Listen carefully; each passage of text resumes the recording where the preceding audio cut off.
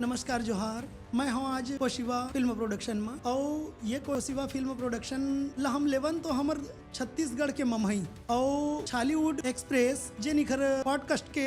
Channel चलत है और कार्यक्रम चलत है उमा में सहभागी हुए हो देखे हो तो मोला लगिस कि यहाँ कला संस्कृति साहित्य फिल्म जगत सबों के गोट बात, चाहे वो छोट गोट हो पोट गोट हो चाहे मोट गोट हो चाहे गहिर के बात हो, इन मन हाँ एकदम बढ़िया ढंग ले और अपन महतारी भाखा में सबले बड़े बात है कि महतारी भाखा में यहाँ के गोट बात है ये बहुत अच्छा लगिस। और यहाँ बड़े बड़े विद्वान मन हाँ अपन अपन पॉडकास्ट दिन है अपन अपन जानकारी दिन है साझा करीन है। मैं चाहता हूँ कि आप मन हाँ घलो किए कोशिवा फिल्म प्रोडक्शन यूट्यूब चैनल ले जुड़ा हो